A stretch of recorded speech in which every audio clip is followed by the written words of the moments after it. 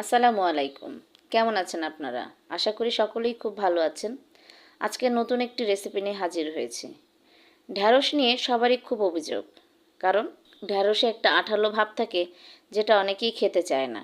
কিন্তু আজকের এই রেসিপির পরে সকলে চেটেপুটে খেয়ে ফেলবে ঢ্যাঁড়স। আর ঢ্যাঁড়স নিয়ে আর থাকবে না কোনো অভিযোগ।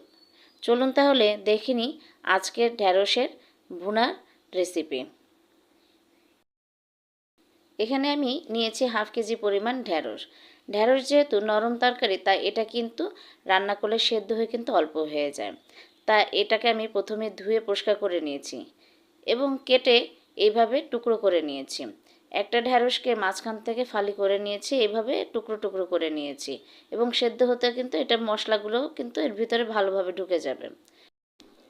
এরপর নিচ্ছি 200 গ্রামের মতন চিংড়ি মাছ। চিংড়ি মাছটাকে আমি একটু ম্যারিনেট করে নেব হলুদ এবং লবণ দিয়ে। ভালো করে মেখে নিচ্ছি।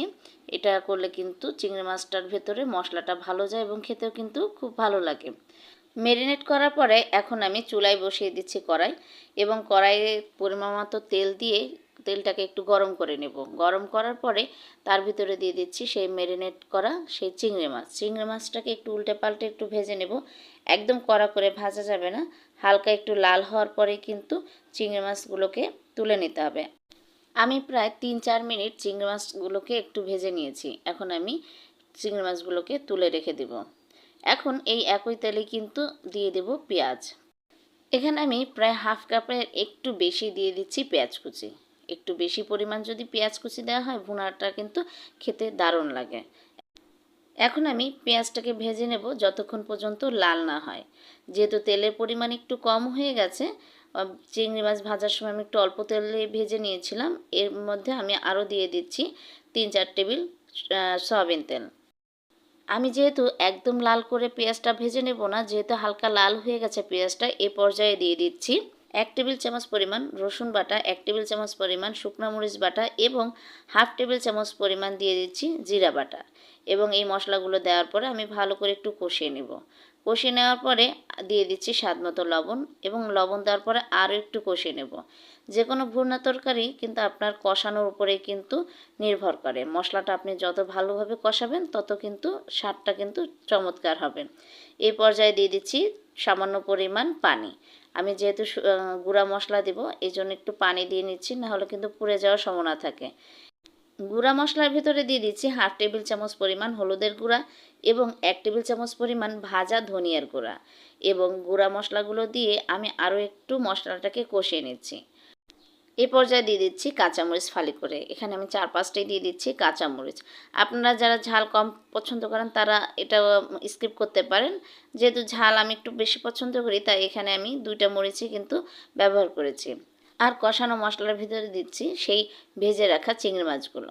চিংড়ি মাছটা দেওয়ার পরে আর একটু নেড়ে চেড়ে দিলাম। এ পর্যায়ে মশলার ভিতরে দিয়ে দিচ্ছি সেই কেটে রাখা ঢ্যাঁড়সগুলো। ঢ্যাঁড়সগুলো দেওয়ার পরে এখন আমি এটাকে একটু কষিয়ে নেব, 2-3 মিনিট কষিয়ে নেব। বেশি কষিয়ে নেওয়া যাবে না, তাহলে কিন্তু কষানোর ভিতরেই কিন্তু ঢ্যাঁড়সটা যেহেতু নরম তরকারি একদম কিন্তু গলে যাবে। এই জন্য আমি একটু 2-3 মিনিট এটাকে একটু কষিয়ে নেব।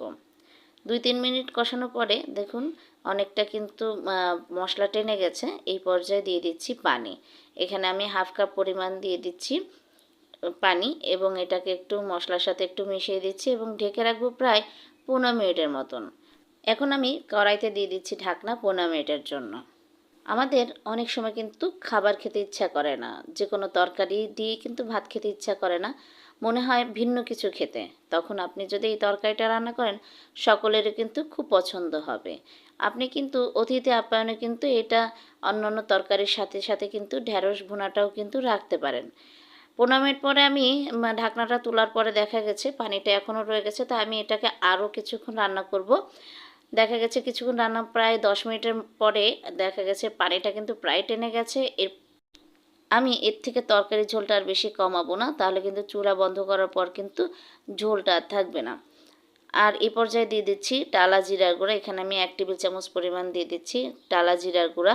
আর এই জিরা গুঁড়া দেওয়ার ফলে কিন্তু এই তরকারি একটা মানে সুঘ্রাণ আসবে, আর খেতেও কিন্তু অনেক চমৎকার লাগবে। আমি তরকারির চুলা বন্ধ করে এটা ঠান্ডা করে তুলে নিচ্ছি একটা বাটিতে এবং পরিবেশন করব গরম গরম ভাতের সাথে।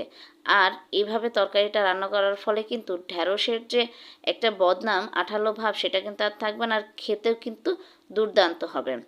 আশা করি আপনাদের ভিডিওটা ভালো লেগেছে, আর ভালো লাগলে অবশ্যই কিন্তু পাশে থাকবেন। আশা করি ভালো থাকবেন, সুস্থ থাকবেন এবং রমজান মাসে বেশি করে পানি খাবেন শরীর সুস্থ রাখার জন্য। আল্লাহ হাফেজ।